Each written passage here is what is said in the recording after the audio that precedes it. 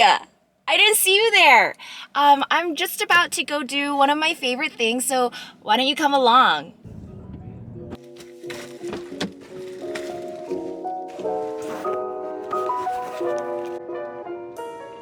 Welcome to my pottery studio. I started doing pottery earlier this year in February, and it quickly became my obsession. These are some of the pieces that I've made and are waiting to be bisque fired.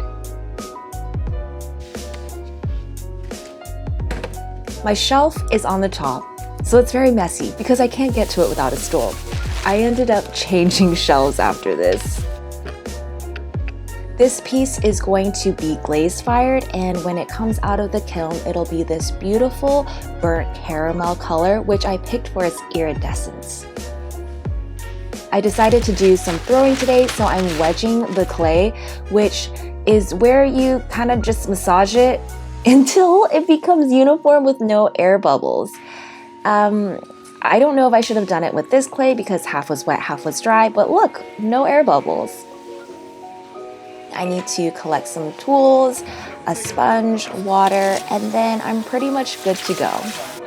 When I first started pottery many years ago, I actually quit after my first class because I was so discouraged. I could not figure out how to center, which is this move right here.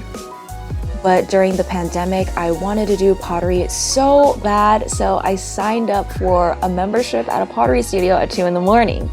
As you can see, I still fail sometimes, but you gotta fail to succeed, so I just keep trying. This vase turned out pretty well, and I wanted to experiment with a new shape, one of those vases with a hole in the middle, but I don't know how to make one and I didn't look it up, so I just winged it and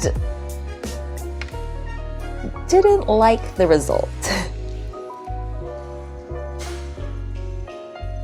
I really love this vase. I've never made such a stout and rotund vase, so I was very pleased with it. Admire it.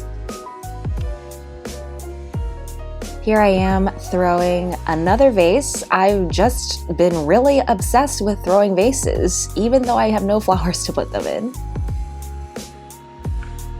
After that, I took a little break, sipped my kombucha, snacked on a peach.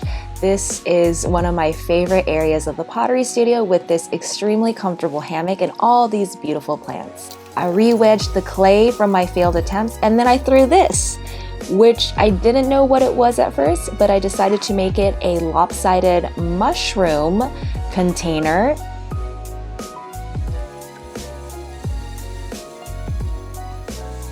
So I threw it a tiny little lid. And would you look at that? It's a mushroom jar for putting things in. I don't know, mushrooms maybe. Then comes the part that I do not like, the cleaning part. I know a lot of people like to clean, but not me. And there is a lot of cleaning because the clay is very dirty. I put away the tools, and I washed the wheel, put it away, used this big mop to mop the floor, and it reminds me of when I used to work at a frozen yogurt shop. I put my pieces back on the shelf and cover them with plastic so they'll dry slowly.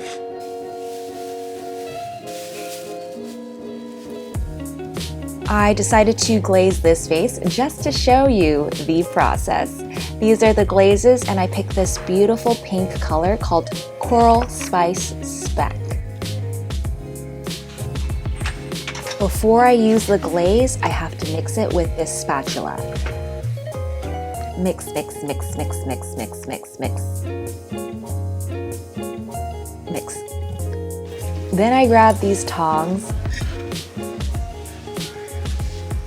quickly dip it in. Quickly. Oops. Tap, tap, tap. Voila. Finally, I wipe the bottom so it doesn't stick to the shelf. That was such a productive day at the studio. I'm quite impressed with myself. Thanks so much for coming along and letting me share one of my hobbies with you. I'll see you in the next one. Bye!